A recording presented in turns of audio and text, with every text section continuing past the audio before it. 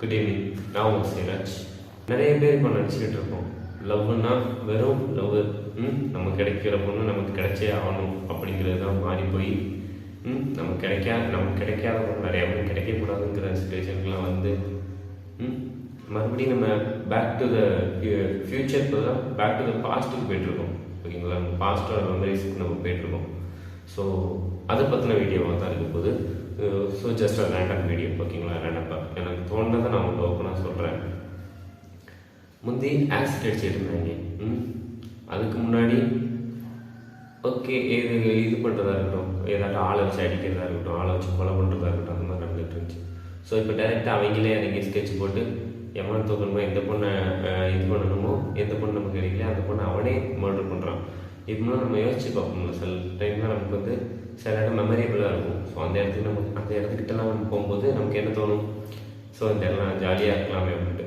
So இதுக்கப்புறம் Parangimalai station போனாலோ, இல்லை நுங்கம்பாக்கம் ஸ்டேஷன் போனாலோ, தாம்பரம் ஸ்டேஷன் போனாலோ, இந்த ஒரு மூணு மர்டர்ஸ் கொலை.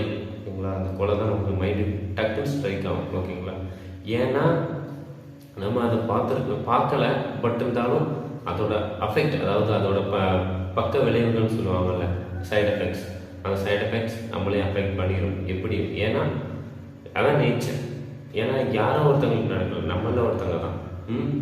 தமிழ்நாடு தான். ஏன்னா இங்கே ஃபாரின்லாம் போய் பார்த்தீங்கன்னா இந்த மாதிரிலாம் நடக்காது. அவன் டைவர்ஸ் பண்ணிட்டு அவங்க போயிடுவாங்க. பட் இங்கே அப்படி இல்லை.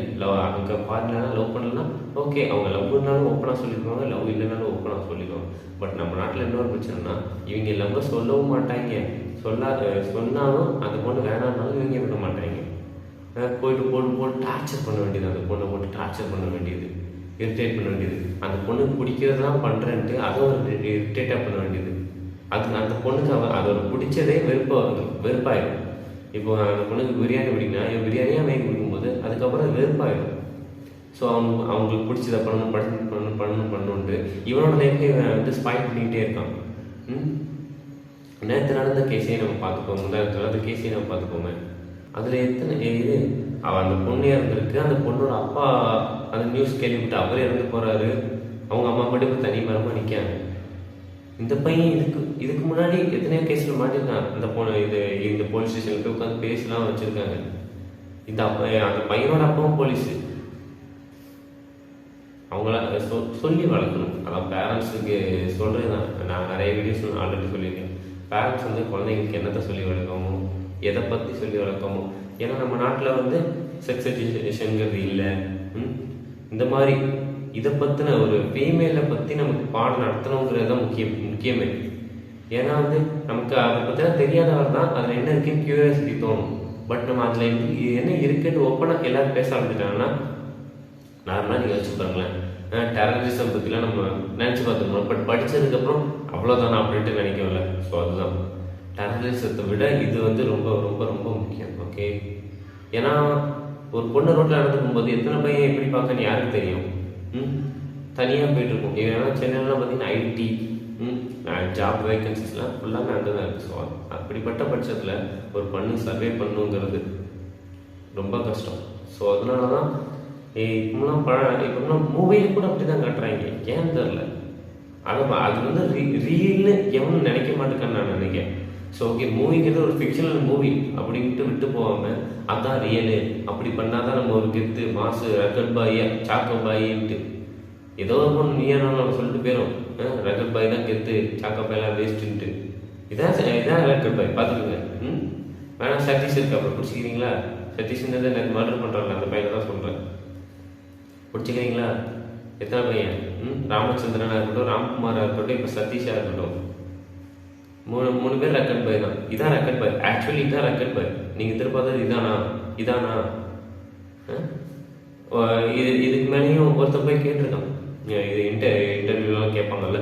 ஸோ அவங்கெல்லாம் கேட்கும்போது ரெக்கட் பாய் பிடிக்கும், பட் அவங்களுக்குலாம் லவ் பண்ணலாம். பட் ரெண்டுத்துக்குங்க சொல்லணும். அது ஒரு டிஆர்பி ரேட்டிங்காண்டியோ, ஒரு சேனலோட டிஆர்பி ரேட்டிங்காண்டி ஏற்றி விட வேண்டியது. அண்ட் தென் ஏதோ ஒன்று டக்குன்னு அதாவது சொல்லி விட்டுற வேண்டியது, ரெக்கட் பாய் சாக்கோ பாய்ட்டு ஏதோ ஒரு பொண்ணு சொல்லிட்டு போயிடும். பட் அதனால் அஃபெக்ட் ஆகுது நீங்களும் நானும் தான். இப்போது இது வந்து ஜஸ்ட் நியூஸாக போயிடும். இந்த 1 வீக் வந்து இது ஹைலைட் ஆகிருக்கும். நெக்ஸ்ட் வீக் பார்த்தோம்னா வேற ஒரு நியூஸ் வந்துட்டு இருக்கும், நம்ம வேற ஒரு நியூஸ்க்கு மாறிட்டு இருக்கோம். பட் நியூஸுங்கிறது நிலை தானே. அதாவது இந்த கொலை வந்து நடந்துருச்சு, இதுக்கப்புறம் இதை வந்து மாற்ற முடியாது. நம்ம உங்களுக்கு ஜஸ்டிஸ் வாங்கி கொடுக்குறதுங்கிறது கவர்மெண்ட் அதை பார்க்கணும். அது வந்து ஃபுல்ஃபில்லாக சொல்லலாம். கவர்மெண்ட் வந்து ஜஸ்டிஸ் வந்து ஃபுல்ஃபில் பண்ணுங்கிறத நான் சொல்லிக்கலாம்.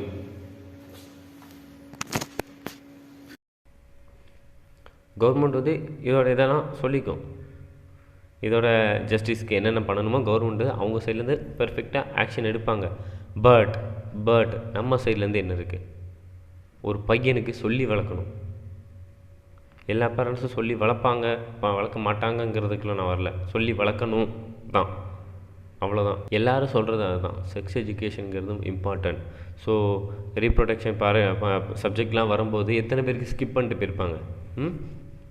எத்தனை பேருக்கு ஸ்கிப் பண்ணிட்டு போயிருப்பாங்க?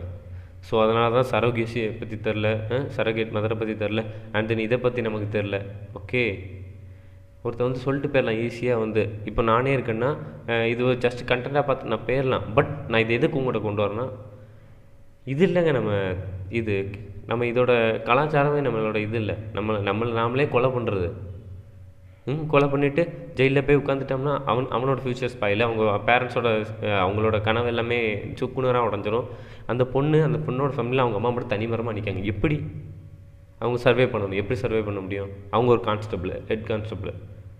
போலீஸுக்குள்ளே இப்படி நடக்குது, சாமானிய மக்களுக்கெல்லாம் எந்த மாதிரி நடக்கும்? படத்தில் போய் ஹீரோ வந்து ஹீரோயினை தூக்கிட்டு அவரோட கோட்டைக்குள்ள கொண்டு போய் வச்சுக்குவார். அதுக்கப்புறம் அந்த கதைலாம் நகர்றது வேறு. அதை பார்த்துட்டு ஆமாடா பொண்ணை தூக்கிட்டு போகணுண்டான்ட்டு நாடோடிகள் படத்தை பார்த்துட்டு வாங்கடா ஒரு பொண்ணை தூக்கி கடத்தி கொண்டு போய் கல்யாணம் பண்ணி வச்சிடலாம் ஃப்ரெண்டுக்கு அப்படின்ட்டு பண்ணலாங்க, எல்லாம் பண்ணலாம். But it's over. இதோடு முடிச்சுக்கலாம். எல்லாத்தையும் முடிச்சுட்டு இது பண்ணுங்கள், ஃப்ரெஷ் பண்ணுங்கள், ரீஃப்ரெஷ் பண்ணுங்கள். ஏன் அப்படி நான் சொல்கிறேன்னா, இது சுவாதிக்கு நடந்திருக்கு, அண்ட் தென் ஸ்வேதாக்கு நடந்திருக்கு. இது ஒரு 3வது கேஸ். நான் நேற்று ஆல்ரெடி எல்லா டேட்டாவும் சொல்லிட்டேன். ஓகே, நேற்று நான் அந்த 3 பொண்ணுங்களை பற்றி நான் சொல்லிட்டேன். 20-25 வயசு, அதாவது காலேஜ் செகண்ட் இயர் படிக்காங்க. காலேஜ் முடிச்சுட்டு வரவும், அதாவது மதிய நேரத்துக்கு கரெக்டாக 11:09க்கு இந்த இன்சிடென்ட் நடந்திருக்குன்ட்டு போலீஸ் சைட்லேருந்து சொல்கிறாங்க. பட் இந்த இஷ்யூஸ் எல்லாமே எப்போ நிற்க போகுதுன்னு தான் தெரில. ஏதோ ஒன்று ஜஸ்டிஸ் வேணும், ஜஸ்டிஸ்னால் ஆக்சுவலி என்ன? நியாயம் வேணும், அப்படி தானே? நியாயம் வந்ததுக்கப்புறம் அதை நடக்காமல் பார்த்துக்கணும்ல. இப்போது நம்ம ஒரு ஜல்லிக்கட்டை பற்றி ப்ரொட்டஸ்ட் பண்ணுறோம். ஆக்சுவலி நான் உங்களுக்கு புரிகிற மாதிரி சொல்கிறேன். ஜல்லிக்கட்டை பற்றி நம்ம ப்ரொட்டஸ்ட் பண்ணோம், அதுக்கு ரிசல்ட்டு கிடச்சிச்சு. அதுக்கப்புறம் அதை வந்து அவங்க நிப்பாட்டலைல்ல. அதுக்கப்புறம் இப்போ வந்து கண்டினியூ பண்ணிகிட்டு இருக்குல்ல. யாருமே எந்த இன்ஃப்ளூயன்ஸுமே அந்த மாதிரி பண்ணலை. அதே மாதிரி தான் சொல்கிறேன், இந்த விஷயத்தில் யாரும் இன்ஃப்ளூயன்ஸ் பண்ணக்கூடாது. கவர்மெண்ட் வந்து நம்மளாம் யாரும் இன்ஃப்ளூயன்ஸ் பண்ண வேண்டாம். கவர்மெண்ட்டே அதை வந்து ஒரு இம்ப்ளிமெண்ட் பண்ணணும். இது வந்து இனிமேல் நடக்கக்கூடாதுன்னு என்ன பண்ணணும் அப்படிங்கிறத சொல்லணும். ஒரே ஒருத்தனுக்கு மட்டும் தண்டனையை கடுமையாக கொடுத்து பார்த்தா அதுக்கப்புறம் தப்பு செய்கிற ஒவ்வொருத்தனும் பயப்படுவானும், நடுங்கணும். பிகாஸ் ஏன்னா சட்டங்கள் சரியாக தான் இருக்குது, பட் தண்டனைகள் குறைவாக இருக்குது. சில சட்டங்களுக்கெல்லாம் இன்னுமே இன்னும் பல கேஸுக்கெல்லாம் இன்னுமே விடை தெரியாமல் இருக்குது. ஸோ எதுக்குன்னு புரியலை. ஸோ சுவாதி கேஸ்லாம் நிறைய திருப்பங்கள் நிறைய போச்சு. அந்த பையன் சூசைட் பண்ணி போய், இந்த பையனுமே சூசைட் பண்ண போகும்போது போலீஸ்லேருந்து பிடிச்சி தடுத்து அவனை வந்து இது பண்ணியிருக்காங்க, அரெஸ்ட் பண்ணியிருக்காங்க.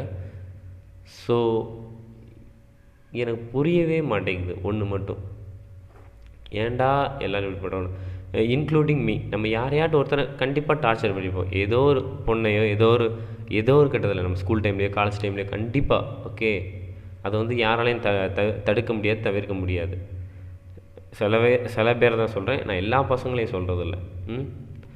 ஏன் அப்படி பண்ணுற பட்சத்தில் அவங்கள விட்டுடலாமே, அவங்கள ஃப்ரீயாக விட்டுடலாமே. ஒரு முள்ளை பிடிச்சிக்கிட்டு இருக்கிறவர் தான் வலிக்கும், அதை விட்டதுக்கப்புறம் வலிக்காது. இது ஒரு நியூஸ் அப்படின்னு நினச்சிட்டு நம்ம எத்தனை பேர்னாலும் விட்டுட்டு போயிடலாம், ஃபார்வர்ட் பண்ணிட்டு போயிட்டே இருக்கலாம். ஏதோ ஒரு ஷேர் பண்ணிட்டோ இல்லை ஒரு லைக் பண்ணிட்டோ இல்லை ஏதோ ஒன்று பண்ணிவிட்டு போயிடலாம். வாட்ஸ்அப் ஸ்டேட்டஸில் RIPன்னு வைக்கிறதா இருக்கட்டும், ரெஸ்ட் இன் பீஸ்ன்னு வைக்கிறதா இருக்கட்டும், ட்விட்டரில் ட்வீட் பண்ணுறதா இருக்கட்டும், இன்ஸ்டாகிராமில் அவங்களுக்கு வீடியோ மேக் பண்ணுறதா இருக்கட்டும், ஸோ யூடியூப்பில் அவங்களுக்காண்டி வீடியோ மேக் பண்ணுறதா இருக்கட்டும், இதே நியூஸ் சேனல்காரனாக தான் அவங்களோட இறுதி ஊர்வலத்தை வந்து லைவ் ஸ்ட்ரீம் பண்ணுறதா இருக்கட்டும். எல்லாம் ஓகே தான். பட் இதுக்கப்புறம் நடக்காமல் இருக்கிறதுக்கு நாம் என்ன செய்கிறோம், என்ன செய்ய போகிறோம் அப்படிங்கிறது தான் கொஸ்டின். இந்த கொஸ்டினை நான் உங்கள் கையில் கொடுக்கேன். இதுக்கப்புறம் இந்த விஷயம் நடக்கக்கூடாதுன்னா என்ன பண்ணணும்னு சொல்லுங்கள். கவர்மெண்ட்டுக்கு அதை தெரியப்படுத்துங்க. இந்த வீடியோவை நிறைய பேருக்கு நீங்கள் ஷேர் பண்ணுங்கள். உங்கள் ஃப்ரெண்ட்ஸ் சர்க்கிளுக்கோ ஃபேமிலி சர்க்கிளுக்கோ சொல்லுங்கள் ஒரு பையனை எப்படி வளர்க்கணும்னு. ஏன்னா பாஸ்ட் ஜென்ரேஷன்லாம் வேறு, இப்போ உள்ள ஜென்ரேஷன் வந்து அப்டேட்டாக இருப்பாங்க. ஓகே, எல்லாருக்கும் எல்லாமே தெரியும். எல்லாமே தெரியாது, தெரிஞ்சிருக்க வேண்டியது கண்டிப்பாக எல்லாருக்கும் தெரிஞ்சிருக்கும்.